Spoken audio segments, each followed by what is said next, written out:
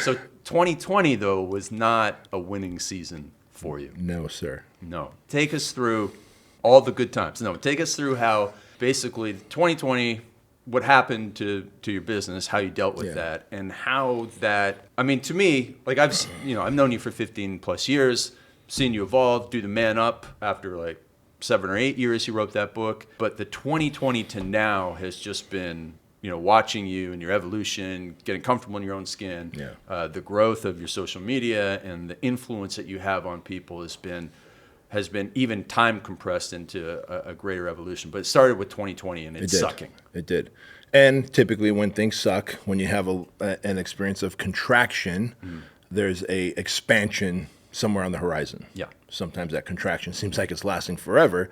And 2020 was a period of contraction for me. Obviously, at the time, being the founder and CEO of Fit Body Bootcamp, I'm no longer the CEO of Price's, you know that. But I'm still the founder of Fit Body Bootcamp. So imagine this, February of 2020, we're getting ready to start running the project. I think it was class 4 of the project.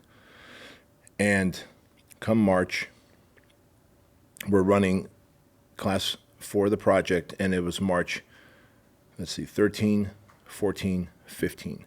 And as March 13th, 14th, 15th is happening, I'm telling the guys in the class, because remember, when we're running the project, we take away their phones, they have no access to media, social media news, and I'm like telling these guys, like, hey guys, as you're going through the project right now, the world is shutting down. So you're from Canada, you're from Australia, you guys aren't going to be able to go home. So you might as well not ring the bell and quit, so that you can stay here in my gym, sleep here, stay at a local hotel. You're not going home. Like flights are being canceled, et cetera. And they're like, ha. They think it's part of the mind games we're playing with them, right? And so, anyway, so whatever. Class graduates, we have dinner that night, March 16th. I find myself telling all Fit Body Bootcamp owners via a live Zoom, hey guys, this pandemic, from what we understand, it's a pretty gnarly virus. We're going to have to shut down for 2 weeks to flatten the curve, right? This is all we knew about it. So I make that announcement to our Fit Body owners. But at the same time, you know me, I come from a communist country. My dad's a former communist. So I turned to Bryce when we turned off the Zoom. Actually, it was a Facebook Live to our franchise owners. And I turned to Bryce. I'm like, Bryce, in case this thing extends beyond 2 weeks, let's prepare for some follow-along workouts that we can record, at least 30 days of follow-along workouts, figure out what we would do if we can't open up our locations. Would we put people in the private Facebook group? Every location has a private Facebook, et cetera. How do we keep the business going, right? Because I knew that if the business stops, the franchisees stop paying us, like now we have to fire people in this building, et cetera. And so I'm trying to plan for that. And so sure enough, 3 weeks, 4 weeks, 5 weeks, and the pandemic continues. Now, all of a sudden, we're in April, May comes around. At this point, we've lost like 60 gyms, right? They're going out of business. And typically, we gain 7 to 8 new locations per month. All of March, we gained 2 locations, which was the first half of March. And then after that, no one wants to open up a gym with the pandemic. April. So we're not only not opening gyms, but we're shutting down gyms faster than ever. We're losing franchisees. So that's April. May, we lose another 32 gyms, right? In total, in 2020, we lost 218. So by late May, early June, I had a moment of, so I'm seeing my biggest business collapsing around me. And there's no hope in sight. We took the first and second round of the PPP loans. We applied for that other small business administration loan. I sold off 2 of my rental properties here to make ends meet. I'm just selling off anything I can because I want to keep my team working, and I'm hopeful that the world's going to open up anytime now. And while I think I'm leading the company well, deep down inside, I'm starting to have some doubts. I'm starting to have some insecurities. I'm starting to feel like there may not be a Fit Body Bootcamp when this whole thing is said and done. Like, we might have to shut it all down. And so it was early June that I'm talking to Bryce, and at the time he's my VP, and I'm like, man, this sucks. What else can go wrong? Like, we are losing so many locations. We can't open up any new ones. We're not getting a break. Like, we live in a state like California where we had some people in here telling on us about the fact that we don't have the right number of masks available and alcohol sauce for your hands and shit, right? Yeah, it was just like weird, bro. Just weird. You know, people are like, you can be in Walmart and Target licking doorknobs and bumping into each other, but you can't work out at a gym. Right. It's just nuts. And so I had a moment of, I'll just call it weakness and fear and doubt, right? And I was like, what else can go wrong? This really sucks, Bryce. And I was just kind of griping to him. I'm like, well, I guess this is how we lose Fit Body Boot Camp, you know? What else can go wrong? I remember saying that several times. The following week, so this is now mid-June, we have class 5 of the project.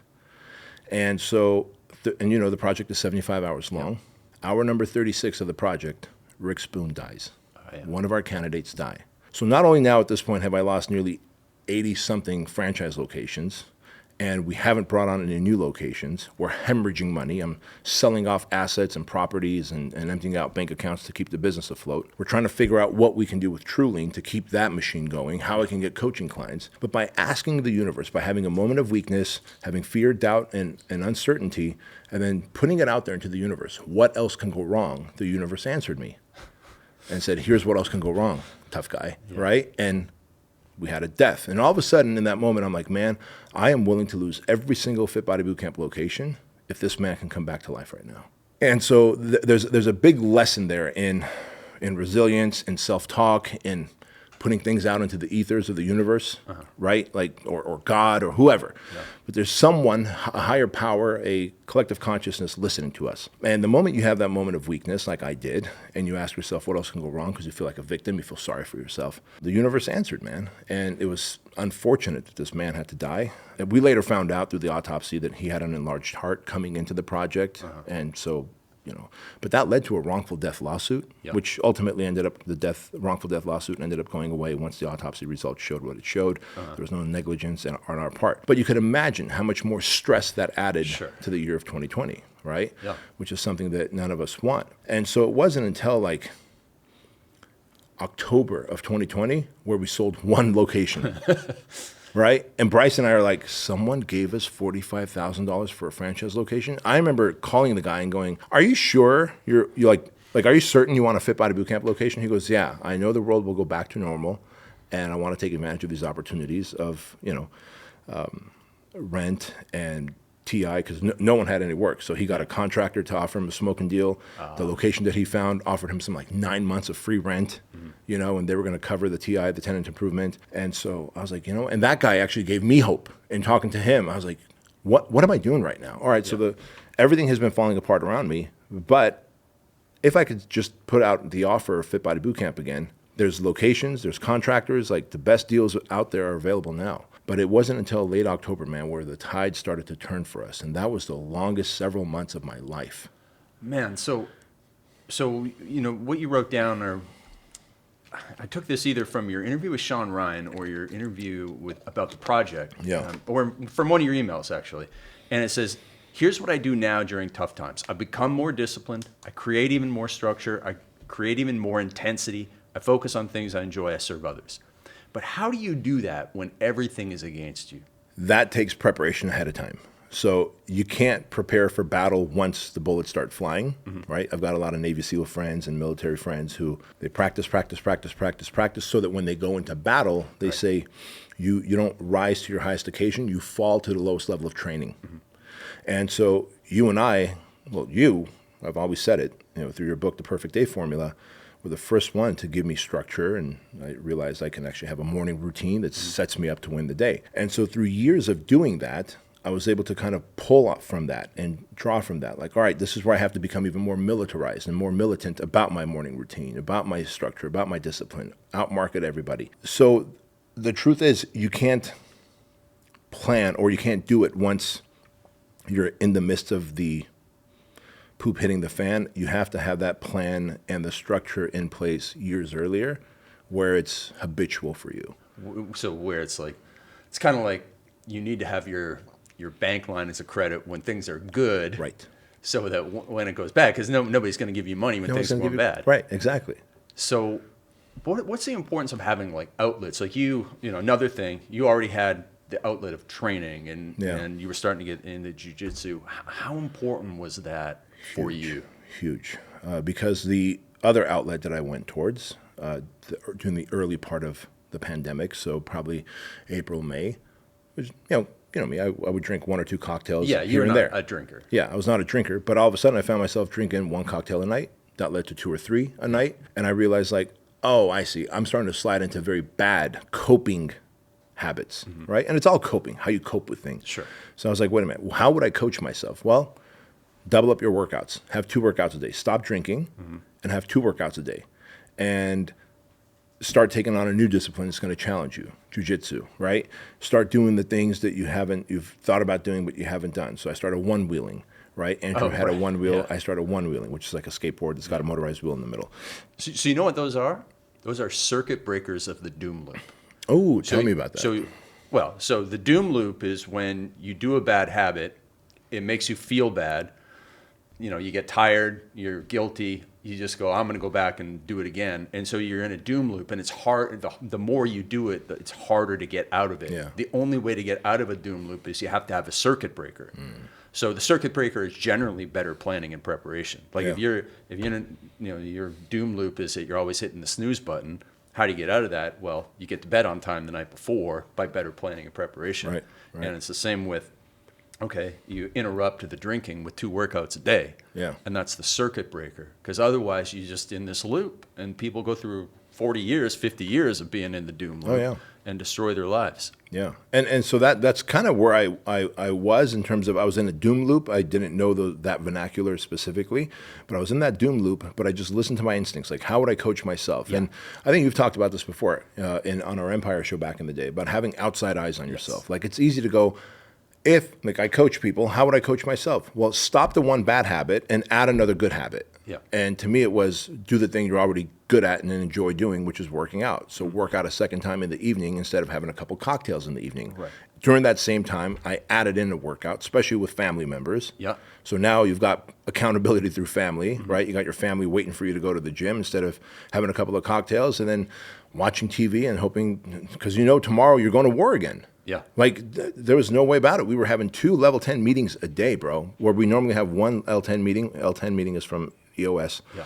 Normally 1 a week, right? Yeah, we used to have 1 a week. We were having 2 a day. Yeah. And then, twice a day after each L10 meeting, going back and reporting to Fit Body owners. Right, Michigan, New York, California, you guys can't do this. All the other states, you can do this. Like, because we were franchised all over Canada, right? Like, this is what's happening there. Yeah. Trudeau, whatever his name is, has lost his mind. And so it was so overwhelming that I first used alcohol to cope with in the evenings, but then I realized my kids are watching. And that's the other thing. To know that you're an example to someone and your kids are watching, and if they see this is how dad copes with stress and overwhelm, can dad show them another coping mechanism? And it turns out it was that, and it helped break the doom loop. Yeah, absolutely.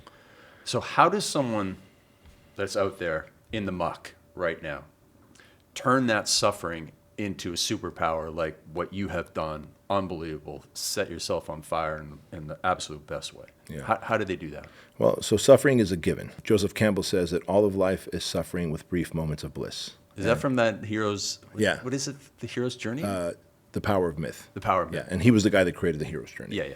Yeah, the Power of Myth. All of life is suffering with brief moments of bliss. Okay. The only difference is suffering, like my mom died this past September, right? Yeah. Like, that sucked. That sucked. Now, if we know that life is going to come to us with suffering, where it's going to be car accidents, people are going to get diagnosed with diseases in the family, people are going to die, pandemics are going to happen, suffering is guaranteed and to come. What can I do to condition myself to suffering during the times where suffering is not happening? And that's what I did really well. I constantly did misogis, right? I constantly challenged myself through Suckfest. Yeah. I constantly put myself through hard workouts. Especially break the misogi down for people that haven't heard that before. Yeah. So misogi is a Japanese term, and it's something that some Japanese people will do at the beginning of a new year or the end of an old year. And they do it as a preparation for the new year, and they'll set an intention for themselves. Like, this year I plan on not smoking, not drinking, and being more available as a father and husband, let's say, right? Sure. And then they'll go and they'll do something tough for several hours. One example that was used on Wikipedia that I saw for a misogi was this gentleman made his commitment and intentions for the new year, and then he decided that I will now go stand under a very cold waterfall for 4 hours. That's the one I remember from your email. Yeah. 4 hours under like a raging waterfall, right? Yeah. Just like, and you're being washed away of the old self and like giving birth to this newer self with the newer intentions. So I started doing Suckfests for, some time ago before the pandemic, where I would walk through the night. I would wait, a random day on December, and I wouldn't prepare for it. I would wait for a random day in December to come, and I would set that day, and then as soon as the sun goes down, I start hiking all of Chino Hills until the sun comes up the next morning. So I work all day, might have coaching clients, might have coaching calls, might have decisions to make, podcasts, whatever. And then from sundown to sun up, I hike all day, typically getting about 38 to 40 miles in through the night. I mean, your feet are blistered, your knees hurt, everything hurts, you're tired, you're exhausted, and it sucks, which is why I Masogi or call it Suckfest, jokingly. Over time, I started talking about it, and before you know it, people started joining me once a year, and so it became a thing. But my Suckfest is actually broken down into Sundays as well. So I have that mega Suckfest every December that prepares me for the new year. But every Sunday, I'll train legs for at least 90 minutes to 2 hours, and then I will go and hike Eucalyptus Loop, which is 6 giant hills, 3 miles, after a leg workout. And so before you know it, it's like basically I did a 4-hour workout every Sunday, like intense, very hard. And it tests you. It pressure tests you. It challenges you. You have the opportunity to not go because who's going to stop me? It's just me, right? But you begin to build resiliency and you become anti-fragile, which is, by the way, great book to read. And you become anti-fragile. And as it turns out, when you're all constantly building resiliency, you're constantly testing and challenging yourself during times when there is no suffering, you are introducing suffering into your life. Could be a cold plunge, doesn't have to be a suckfest, right? Whatever. But you got to do hard shit to harden yourself. Like, we know that the human mind and body and psyche is pliable and can become resilient, but it must be tested. We all know about PTSD, post-traumatic stress disorder. What most people don't know about, and this is a proven thing, is PTG, post-traumatic growth. Post-traumatic growth is, something bad happened that like freaked you out, right? And you decide, instead of hiding from it or escaping from it with alcohol or weed or whatever, you're going to face it head on. All right, this thing happened. It sucks. I'm going to heal through it, work with a therapist, journal about it, read books, whatever. By actually facing it and working through it, that post-traumatic stress disorder, you developed post-traumatic growth. They've seen there's always growth after post-traumatic stress for the people who didn't escape or hide from it. People that heal right People properly. that heal right and properly, yeah. So if you can introduce suffering into your life, and then, which is very stressful and it's traumatic, right? And then realize that, okay, I like this, I accept this, I realize life comes with suffering and it's inevitable, so I might as well introduce suffering in my life so that when it comes at a time that I'm not expecting it, I go, aha, my body, my mind, my psyche goes, I've been here before. I know how to cope with this. This isn't my first rodeo. And that's post-traumatic growth, and that's what we want to produce. And that's what you did for Men in the Project. Yes. So that's exactly what the project is. Right. So you're shutting that down now, but you said it's for people white-knuckling through life. What does that mean? So this is notorious. It's mostly men who white knuckle through life. Women are really good. It's factory installed for women to want to share what's happening in their life, to sit around with their friends and whether over food or whatever, and talk about the things that are stressing them, that are annoying them. And when we talk, we create solutions, and we're heard, we're understood. Men, on the other hand, part of it is factory installed. We don't want to seem weak to our friends.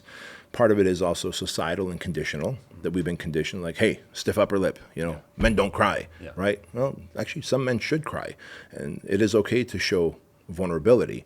It is okay to show emotion. You just should not go off the rails emotionally, because if you go off the rails emotionally, men are very likely to end up killing people when we go off the rails emotionally, whereas women might just cry and, drink a bottle of wine and have a pretty bad headache the next day, right? Like, men and women handle emotions differently. So white knuckling through life is how, when men have an issue, they typically will either not talk to anyone about it, not a spouse, not to a friend, not to a therapist. They won't try and fix it. They'll ignore it.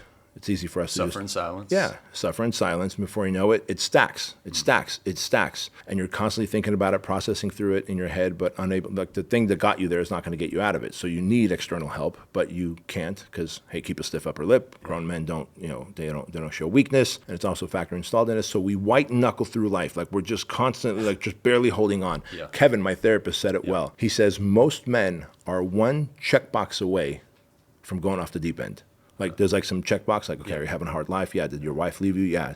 Financial stress. Yeah. And like, there's one more thing. If that happens, that's it. This guy's going off the deep end. Yeah. That's white knuckling through life. And you don't have to white knuckle through life. In those categories, whatever they are, life, professional, fitness, creativity and meaning and purpose. Like if you keep all those ducks aligned, and they will sometimes get askew, you get them back in line again, you won't have to white knuckle. You can flow through life instead of white knuckle through life. And I found myself, since my anxiety attack when I was 38, 11 years ago, I was like, what can I do to, like I would see people, you can tell they're just, again, comfortable in their own skin, they know where they're going, and they're having a great time doing it. And it's like, all these people are coming with them, you know?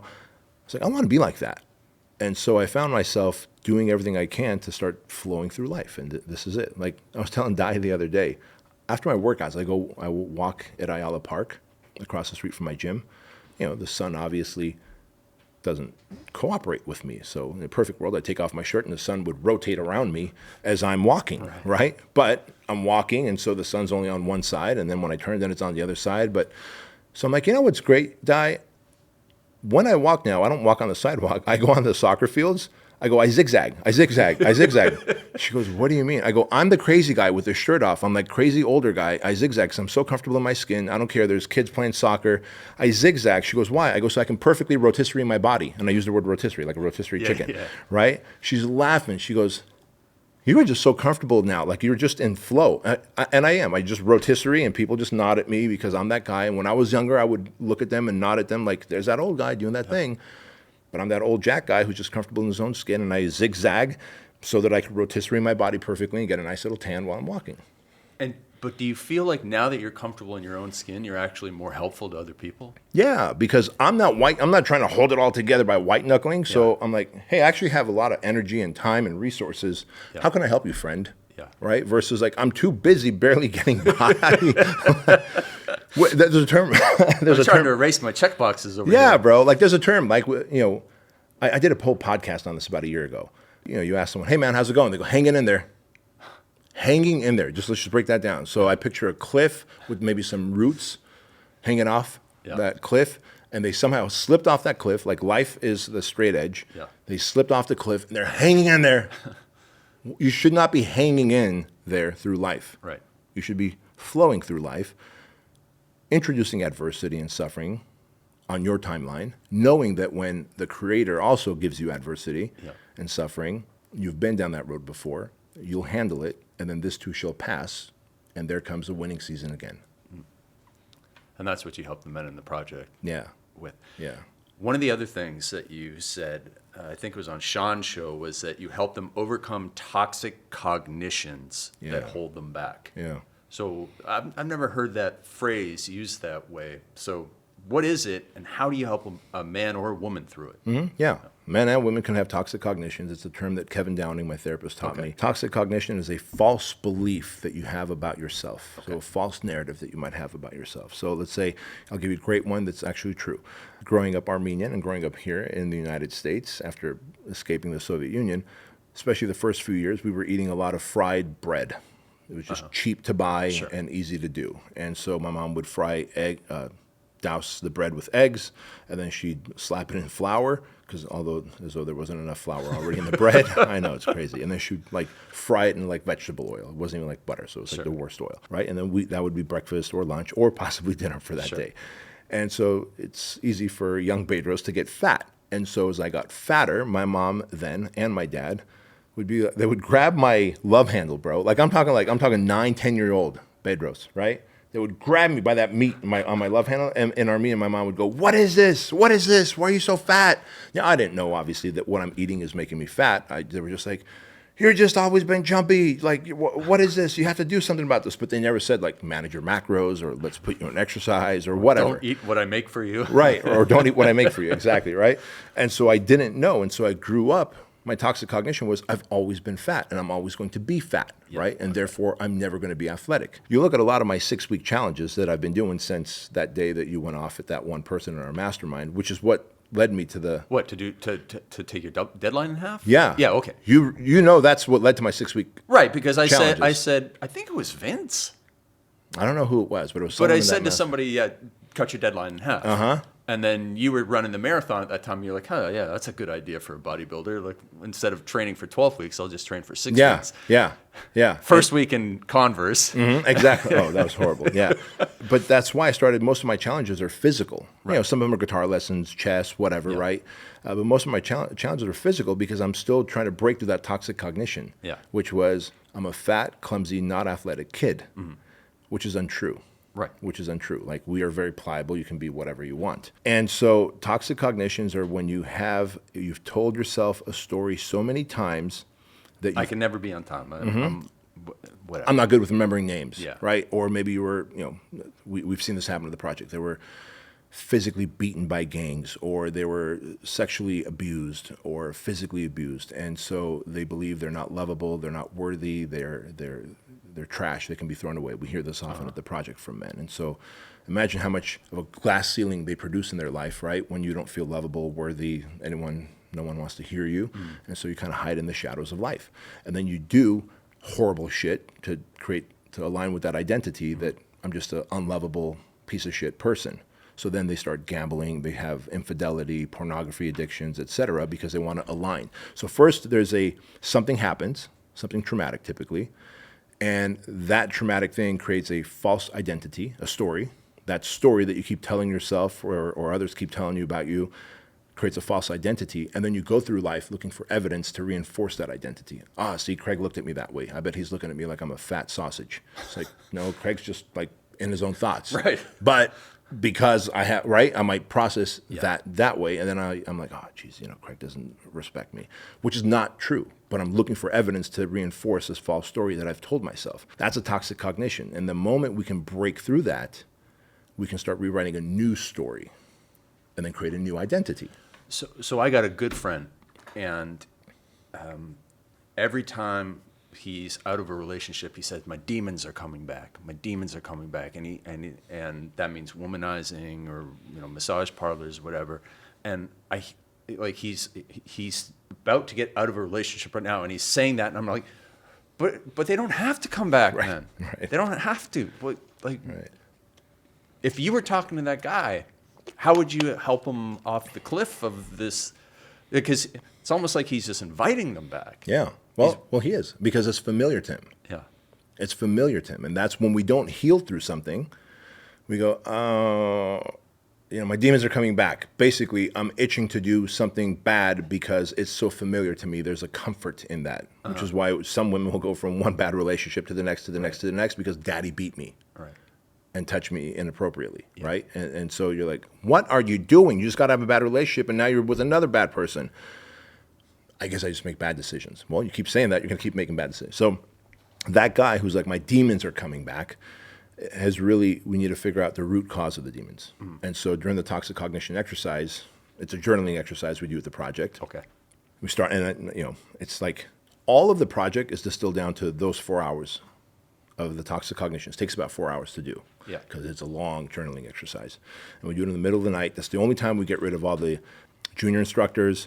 We get rid of all the camera guys. There's no camera guys. That's why there's never footage of guys sitting there at desks, at tables, with us instructors in front of them, all of us journaling away. Yeah. The only people that are near us that are not either candidates or instructors are the 2 medics that are within earshot. Okay. God forbid something happens to someone, we can yell for them, and there come the medics. Otherwise, video, media, and junior cadre go away. But it starts off, the first sentence in that journaling thing is, the worst thing that ever happened to me was. And so I go, all right, guys, well, this is called toxic cognitions. The reason we've been beating the crap out of you for the last 40 hours is so that you guys can bond as men, because you guys started off here at hour number 1 as strangers. Yeah. And no strange man is going to be vulnerable with another group of men that he doesn't know. So after 40 hours of beating them down physically, mentally,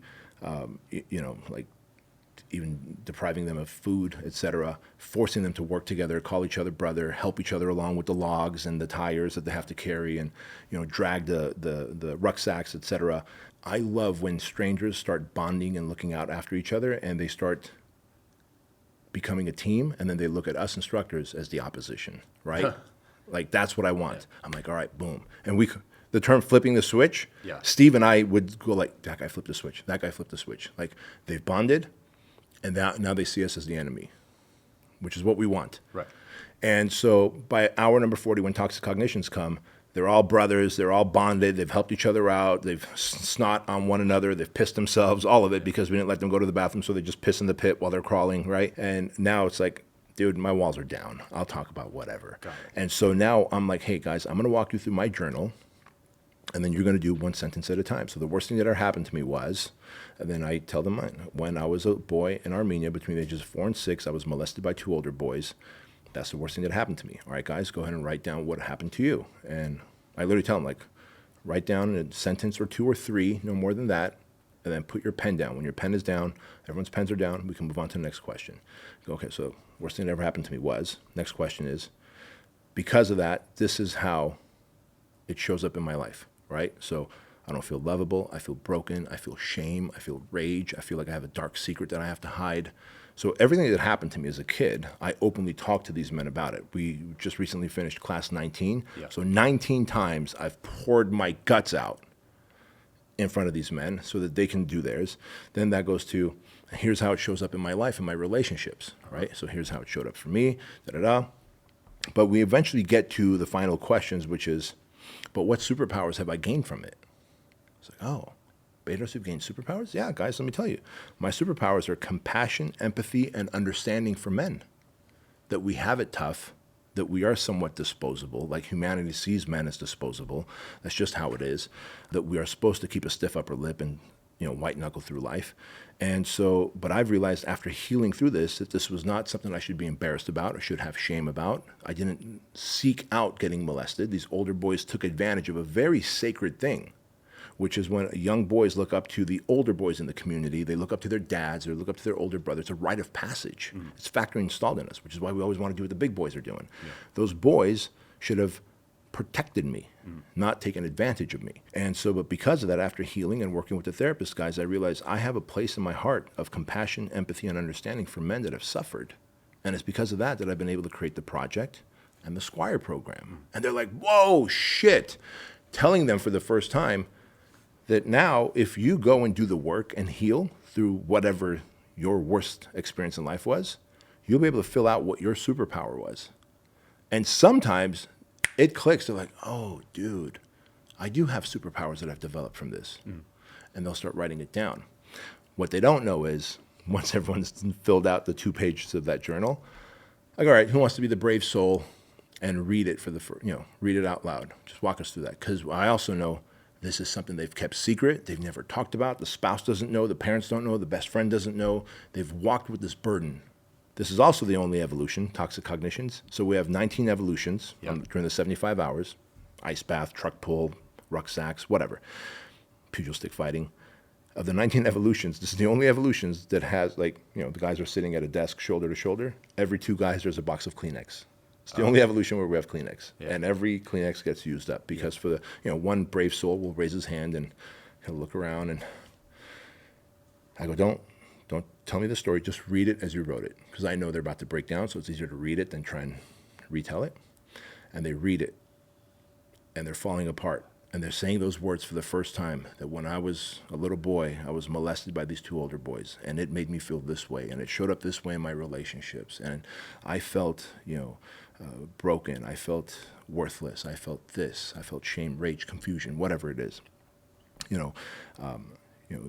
Here's the areas of my life that I've sabotaged, and I know who else has suffered from that sabotaging that I've done. Because you don't just hurt yourself. You hurt the people around you in your circle, family, etc. Right? And first time they're saying all this out loud, and they're looking to their left and to their right, because just like I thought, like the first time I say this, and I said it to Kevin, my therapist, like, oh, I was molested.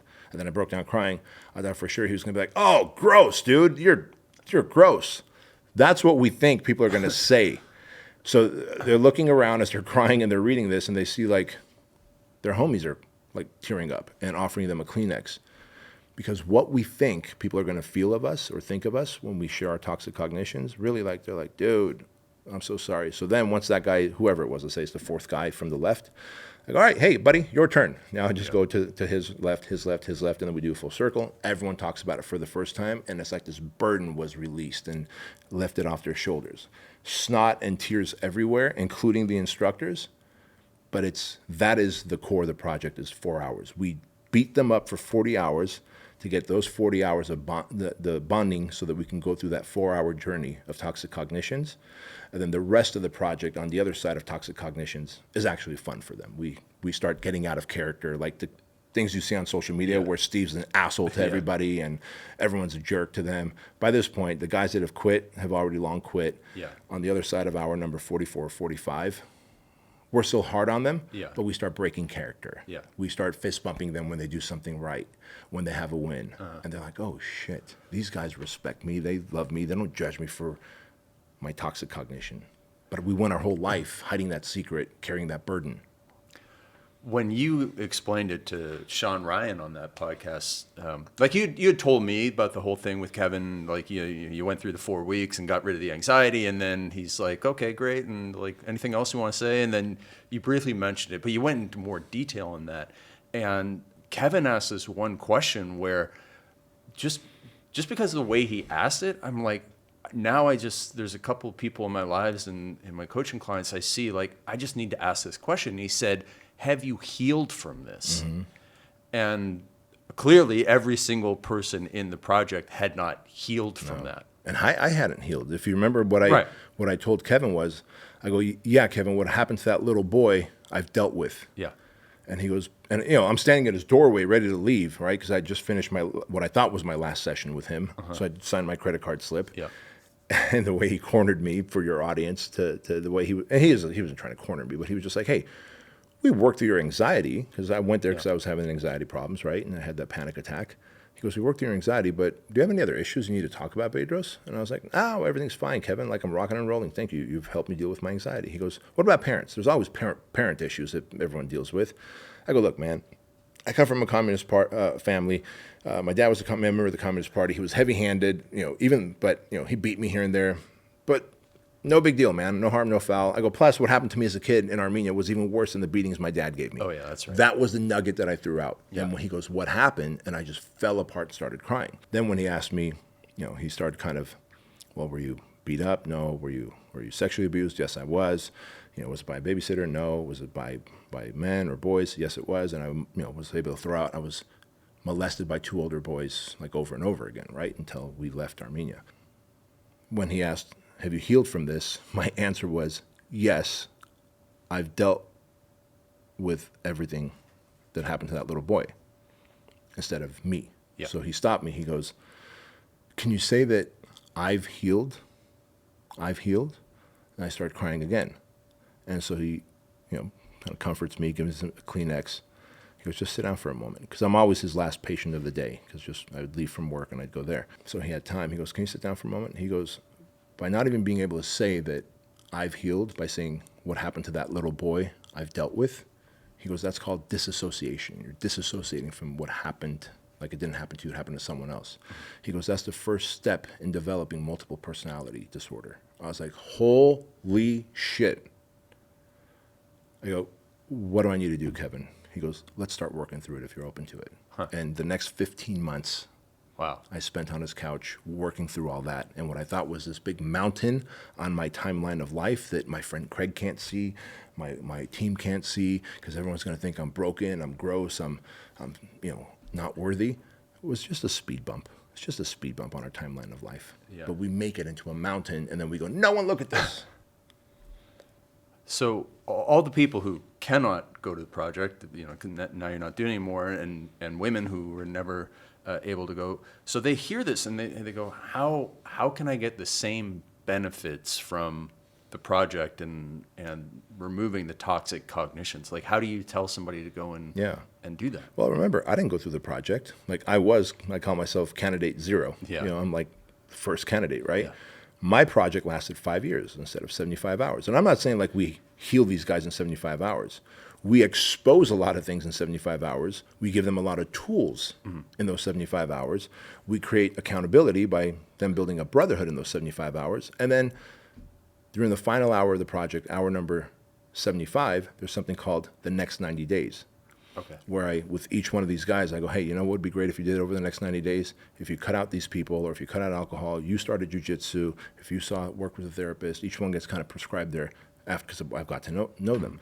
But my project lasted 5 years because Well, I worked with a therapist for about 15 months. In that time, I also started doing hard stuff again, right?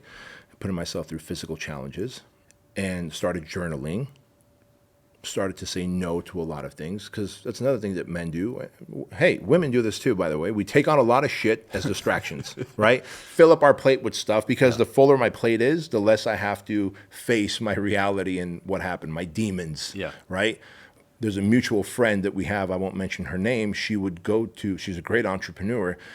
She couldn't sleep unless the TV was on. She needed background noise. She can't deal with the thoughts in her mind and the conversation in her head. So she constantly needs noise and distraction and interference from the realities of her life. What if you could actually silence your head, silence your mind, and be okay with it, sit with it? And that is the healing that takes place. You don't have to go through the project, but you do have to start acknowledging what happened, journaling about it, reading the books, doing hard things to build resiliency, become anti-fragile, have post-traumatic growth. And then ideally, I would like to see men working with male therapists that are north of 55 years old, so that they're experienced therapists, and women ought to work with female therapists who are north of 55 years old. Because younger therapists, because I went to 2 other therapists before I went to Kevin, younger therapists don't have the chops yet. Got it. Yeah. Okay. So, Andrew, your son, recently went through a bit of a losing season. Yeah. How did you help him get through the muck? Yeah, good question. So let's talk about what his losing season was. He's 18 now. In fact, he turned 18 September 18. September 23rd, so a few days later, his grandma dies, my mom, right, that he was very close to. 3 weeks later, his best friend Cap dies. An 18-year-old young man should not die. No. And his best friend Cap dies. And so all of a sudden, Andrew just celebrated his birthday. He's an 18-year-old man. What a great feeling. How do I even enjoy this when 3 days, 4 days, 5 days later, grandma dies. 3 weeks later, my best friend dies. It was certainly a losing season for him. How did I help him get through it? I helped him by preparing him since he was 2, 3, 4 years old, right? Being an example to him of what a great human is, of putting him into sports, and sports that he was interested in going into when he was 10, 11 years old, and then like soccer, and he wanted to be a goalie. Halfway through, he was like, I don't want to be a goalie. I don't want to play soccer. Great, you're going to finish the season, and then after that, you're done. But we're not going to quit, son. You're not a quitter. We created a rule in our family where every 4th of July, Andrew and I would remove half of the water out from the hot tub, and we wouldn't turn it on, so it's cold, right? Summertime, so it's not that cold. But we take half the water out with buckets, and then he and I would go to Albertsons, buy about 1,000 pounds of ice, dump ice in the hot tub, and then me and the family, Andrew, Chloe, Di, go in the ice bath for 3 minutes first before we can enjoy a nice barbecue for 4th of July. It was just a family ritual thing that happened. I took him out surfing. Leighton taught him boxing. We put him in jiu-jitsu when he was 7 years old, so he did a stint of jiu-jitsu. But all these things, like positive reinforcement, like, hey, son, you know, dad was an immigrant, and when you see people who are getting beat up at school, who are immigrants, who are maybe disabled, whatever, right now in high school, he's about to graduate next month, but in high school, I dropped him, there was a reason I had to go with him to talk to the vice principal, because Andrew can be a little stubborn in school, and that's okay. It was a legit reason. But we're in there, we're going to talk to the vice principal, and then this other young man walks in, African-American kid, heavy set, and he comes up to Andrew, daps him up. Hey, Andrew, what's going on? Hey, I'm gonna hit on that girl like you said. And I was like, hey, Andrew, is he okay? He's like, oh, Dad, he's in special ed. I was like, oh, cool. I'm like, what girl is he gonna hit? And I'm curious because the kid dabbed him up and then went, right? Like, Andrew makes friends with like special ed and kids who are immigrants, and he's been doing that since a puppy, and because I've taught him to like look out for people, right? And so I've taught him that life comes to us in winning seasons and losing seasons. Like, you have to preemptively teach your kids this stuff so that you can empower them when the losing, like, grandma and grandpas are going to die. Like, if you're a child, odds are you have 2 grandmas, 2 grandpas, and you're probably close to them, and they're going to die. You're going to have friends, and some of them are going to die way too early in life. And if you are prepared for that ahead of time by being mentally, emotionally tough, knowing that crying is okay. By the way, as my mom was dying, she's in hospice, I'm going there to their house every day, my mom and dad's house, before September 23rd, her death. I was there holding her hand and, just rubbing her brow as she was passing away. But weeks ahead of time, I'd come home, man, and Andrew had built such resiliency in his life that I'd come home and he'd go, Dad, how you doing? And I'd fall apart and start crying. I know my mom's death is imminent. Mm-hmm. And he would hold me, Craig, and he would fucking like hold me into him, and I would cry on his shoulder, and he's like, I love you, Dad. You're going to be fine. We're going to get through this together. Like my fucking 18-year-old son, dude. That's amazing. Right? And, sorry. Well, I mean, I'll tell you what, while you take a second here. Remember when we went to, I know you're not supposed to say remember when, but remember when we went to Scotland, when we went to those restaurants, and your kids are the most composed people in these fancy restaurants, but they were like 10 and 8 or whatever they were. Right. And, we went to fancy restaurants and they fancy food, and they were polite and courteous. And remember, there was that other American family beside us, which was not anything like that. Right. Yeah. And you know what? You taught me an amazing fatherhood lesson on that trip. I don't even know if you remember this, because you don't remember very much sometimes. I don't remember shit. Remember when he lost to the lion at the hotel? Oh, my God, yes. So everybody, Bedros took me as the fifth wheel on his family trip to Europe one summer. We went to Scotland, and so it's not really Europe, the UK or whatever. And so we go there, and we stay at this one hotel, and we're going to Scotland, and we're taking the Harry Potter train or something from this. You've got such a good memory. I know. You're like a human elephant. I know. It's like story time. Yeah. All the time. Go on. I'm fascinated by my own life. Right. This is new to you. And so we go from the hotel to the train station, and either he or you or Di says, we forgot Andrew's lion. Yeah, a little stuffed lion here. Yeah. And you said something to me like, bro, you won't understand this until you have kids, but I got to go get that lion. Because, there's like 7 minutes, and you're like, you went and got, and I was like, I remember that. Like, that left a mark on me because of what you were doing for your son to be the father and to make his world right again. Yeah. And that left a huge mark on me. And, wow. And it was like, oh, that's what a dad does. I remember doing that, and it was just like no second thought about it. Because obviously we couldn't afford 1,000 stuffed lions, but that was the one that he liked. It had the fuzzy little hair that he would rub until he'd fall asleep. Yeah. And there was no way my son was not going to have that. And you know what else I believe, man? Like, and I know you do this with your kids, is since they were puppies, I would hold them and love them up. Like one time, he had just breastfed, so he's got to be 7, 8 years, 7, 8 months. Yeah. 7 or 8 years old. He's got teeth and everything. 7 or 8 months old, right? And Di had breastfed him and then burped him, and I picked him up and I lay on the ground, and I was just so excited to play with him. I'm holding him up in the air, like over my head, and then of course, bad idea because he just throws up right into my mouth and into my face. And instincts were to just chuck your kid so that you can wipe your face. But instincts were to like, oh, well, I'm going to have to hold him and comfort him, and because he was crying because he threw up. But I'm convinced that their nervous system remembers things that their mind doesn't. Mm-hmm. Does that make sense? Yeah. And then as he grew up older. Oh, body keeps score? Body keeps a score, exactly. Yeah. And so I've made both Andrew and Chloe mentally, physically, and emotionally bulletproof as much as I could. Yeah.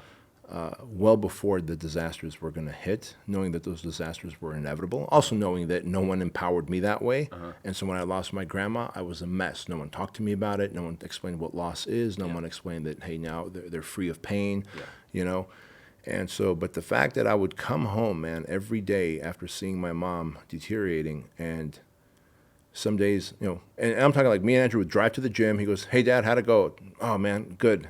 She was able to remember my name today, son. Oh, that's good. And then we're in the gym doing a set, and I would just start crying, bawling. And he didn't feel awkward and stand there and just watch. Like at the time he was 17, he just comes over, hugs me, holds me, carries my weight as I'm crying. And I share that with you is because that is the same thing that I did to him during, now he's mourning my mom's loss and his best friend's loss. And he also knows, because we've talked about this, that this too shall pass. Like, this is just a season. And Cap is free from whatever pain he was experiencing. We have to help early on. And again, it's preparation before the event. if we think that we can save our kids, save our families, save ourselves in a fight, because, I'm going to do this if someone walks up to me. No, you're not. No. In a moment of fear, you're going to freeze up. Right. But if you've prepared, you might be able to do something. Right. Well, you've raised a modern day knight. Thanks, man. Yeah, that's amazing. You emailed all those lessons to your kids. So, when Bedros and I first met, he was like setting emails to his, Andrew was like 7 or 8 or whatever. Anything you would do differently, or was like that was just awesome, sending those email messages? Yeah. Is there anything that you would do differently? Because obviously I'm considering doing it now. Yeah.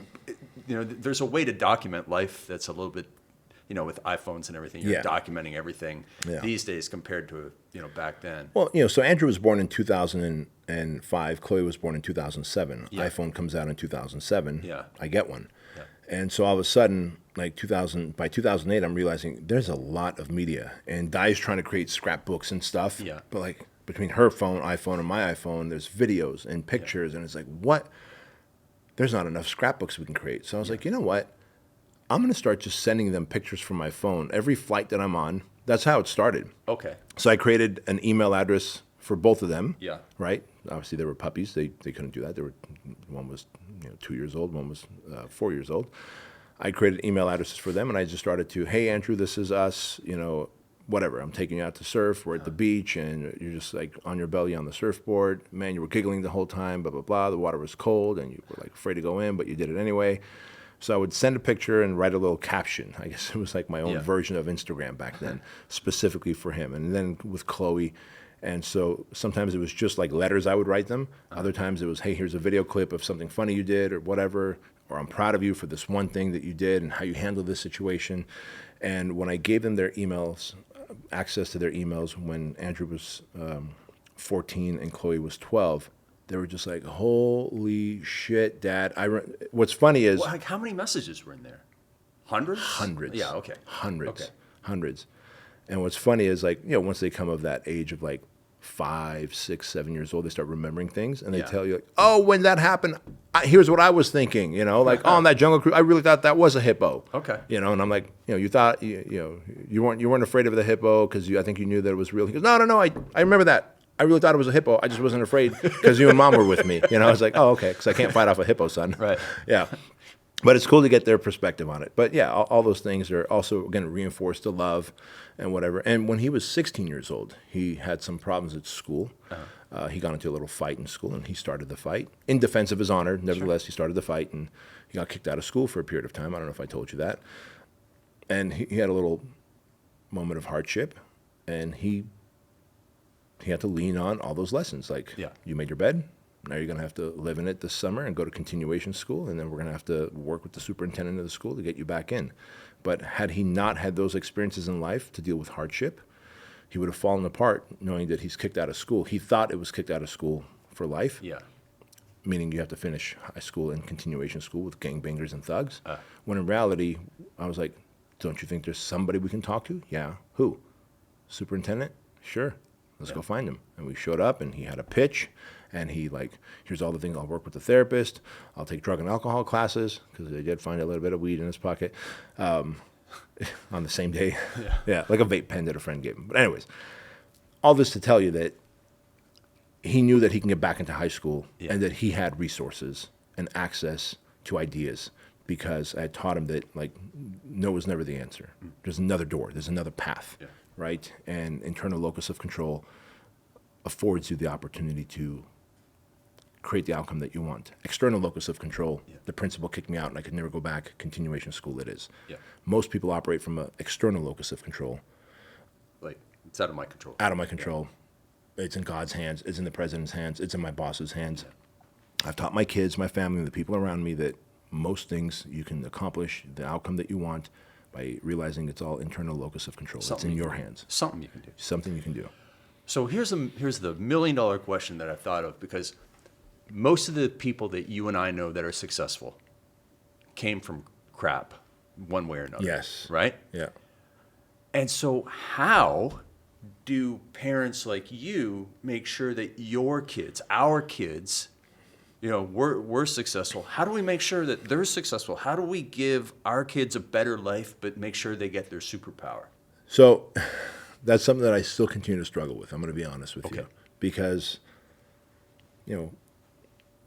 we fly beyond first class. Yeah. Sometimes we're on Virgin Atlantic, like upper class. Sometimes it might be private that we're flying. Sometimes, we have a driver, right? We have a full-time maid, housekeeper, thingamajig. I don't know what she is. She does everything for the house. Sure. Does their laundry, does everything. But I constantly remind them that if you like this lifestyle, it takes a specific type of work ethic, focus, delaying of gratification, and impulse control to achieve it. And then I show them through examples, right? Because I'm not going to be like, I'm going to show my kids a hard time so they can grow up living in hard times like I did and you did, right? Instead, I remind them that this life comes at a price. And if you're willing to pay the price, you can have this awesome life. Sure. But if not, when you move out and move on, you might end up living an average life like a lot of your friends do. And if you're okay with that, cool. But I know you're not okay with that. Both of them have told me, we don't want jobs. Meaning, like full-time in life, they don't want jobs. They want to be in charge of their own career, their own income. They want to be their own entrepreneurs. Of course, both of them I had told since they were puppies, when you guys are older, you're going to have two jobs. One, you're going to work for a food service company, like a restaurant or Starbucks or whatever, because I want you to deal with hungry, angry people, to learn how to deal with hungry, angry people. Hungry, angry, lonely, tired people. Right. Those are the worst people to deal with, right? And if you can deal with them and calm them down and get their order and help them leave with a smile, you develop a superpower, son, daughter, right? Yeah. And the other one was, once you've accomplished that and you're sick of that job, I want you to work a sales job. Because if nothing else works out for you, you can go sell cars, houses, real estate, roofing, solar, and you can write your own check. Yeah, you write your own ticket. Yeah. If I could go back in time and force myself to do one thing, face-to-face, nose-to-nose, toast-to-toast sales. Yep. Absolutely. Same here. I wish I would have started that earlier. Yeah. Where does the Squire program rank in terms of the best things you've ever created? Is it number one? Like, is it? It is number one. It's beyond the project. In fact, when I announced it, 5 years, 20 classes, right? It's the 20th class is coming up for the project. Class 20 is in October here in 2024. And then the project is done because we're scaling the Squire program. Yeah.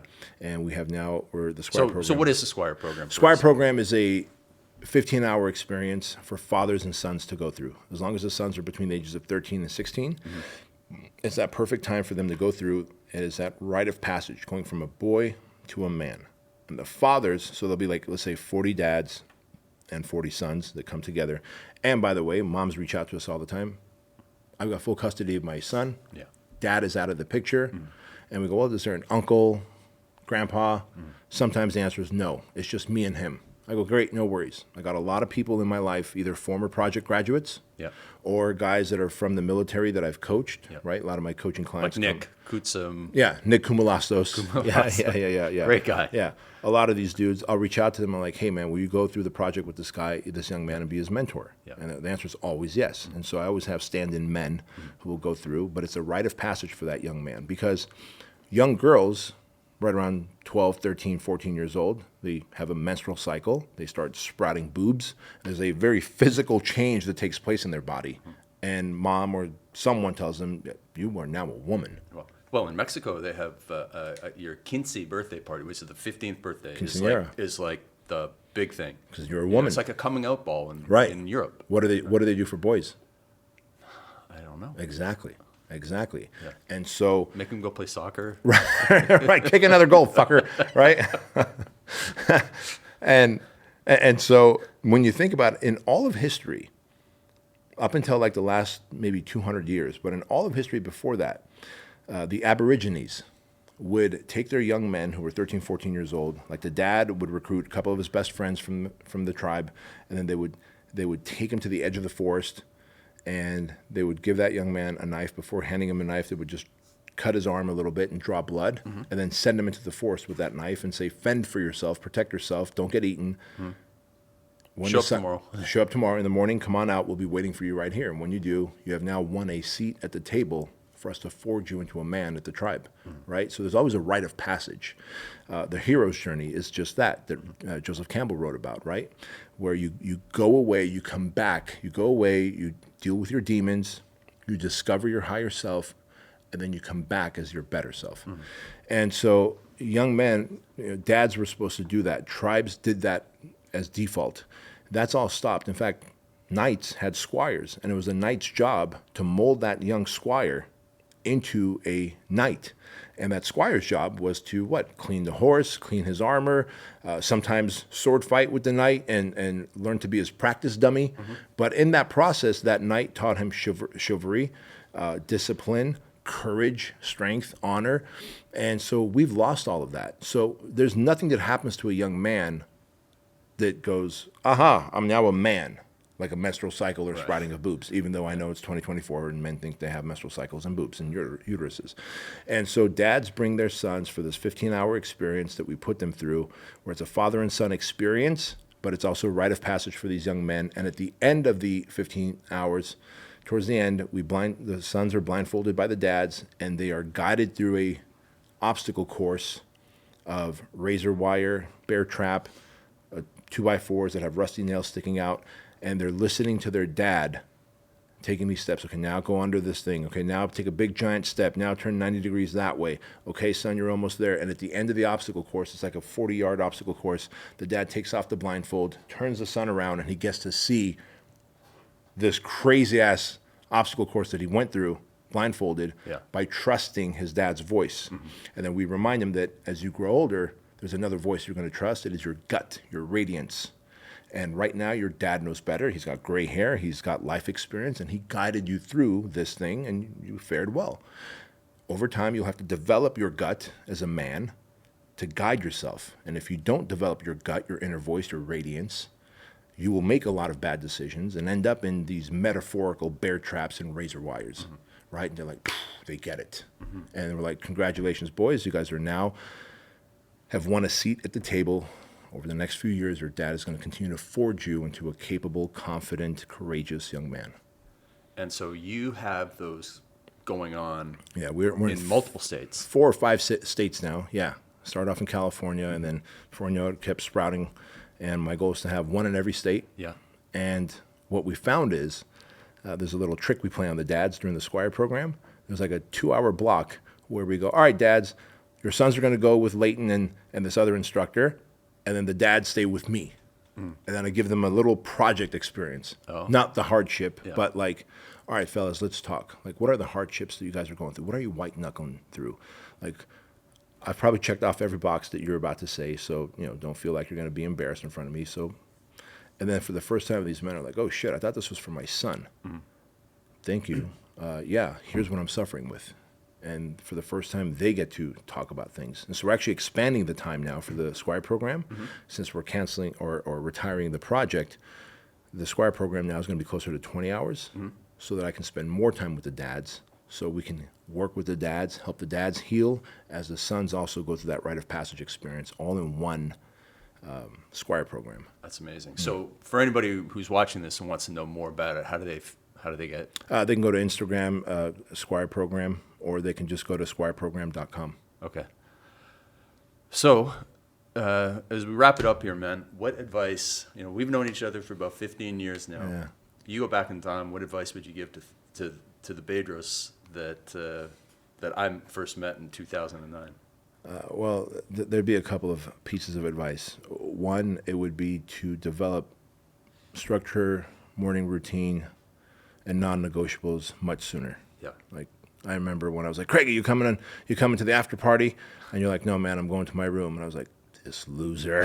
Like, come on, are man. all of these Canadians like this? Yeah. But then in the morning, like, you were dialed in and squared away, and I was like, hung over a little bit from the party, the after party, after the mastermind, et cetera. And I was trying to catch up on my work while trying to run the mastermind. So you got the last laugh there, and I had to learn from you that, okay, as I get older, I can't do both. I have to develop more structure. So that's thing number one. Thing number two is realize, take bigger risks. Like, I was Dan Sullivan's book, 2X is easier than 10X is easier than 2X. I was making a lot of 2X decisions and risks because I also, not that I didn't know about 10X moves, I was afraid to make bold moves because I was probably also afraid of a high level of success. As I healed working with Kevin, it was just 10X move after 10X move which helped build my personal brand, Yeah. allows me to take equity in multiple different companies and grow my companies even bigger. Got it.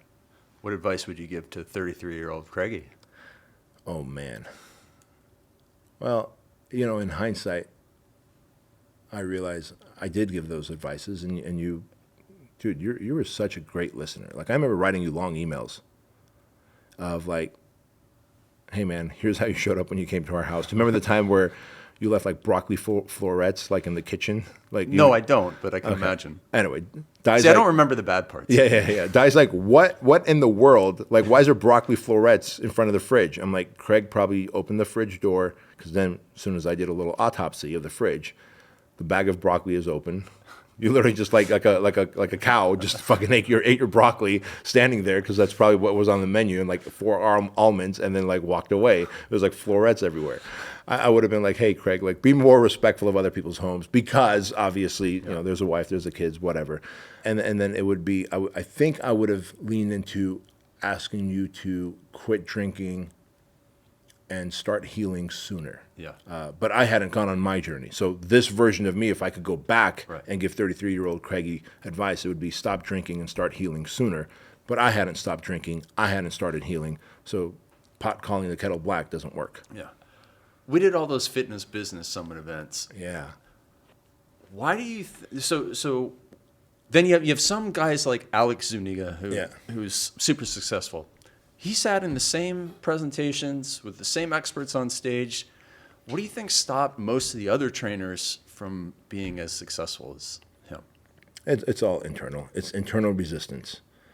Like the stories they tell themselves, the limiting beliefs that they've created, the competition's too steep for me. My community's different. My industry's different.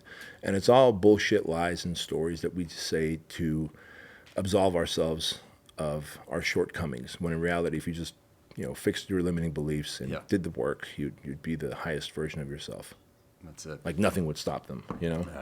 All right, last thing, man.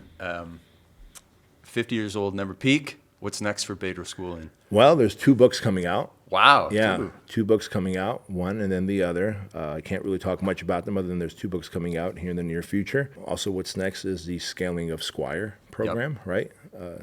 And then beyond that, I really want to be able to use my platform, whether it's social media, my podcast, or YouTube, the stage, to really help the next generation. I realize that I have a gift of connecting with the generation just before mine, before mine, the younger generation, and I have a way of speaking to them that I can influence them. So I need to get in front of more of them, and one of the ways to do that is through these 2 books that are coming out. Cool, man. Yeah. Yeah, it's whenever I get him, like even Isaac who works for you, like he's a young guy, and hearing like the man that really helped me. I listened to your book again, like hearing it from somebody at that age, it just hits different, man. It does. It's awesome. It does, because it's also within us as we get older. Like you're a year and a half away from 50. As we get older, there's this need to pour back into the generation that's coming up, right? Otherwise, you're going to have either stagnation as you get older, or you're going to have this feeling of like purpose, meaning, significance, because I'm pouring into this, because we know that our life is going to end. Like we probably have another 40, 50 years to go, right?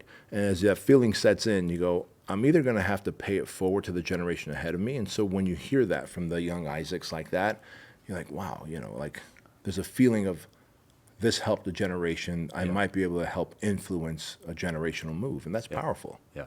And it fires you up again to keep on going. Yeah. Absolutely. Dude, I love you. Love you, man. Thank you. Absolutely amazing.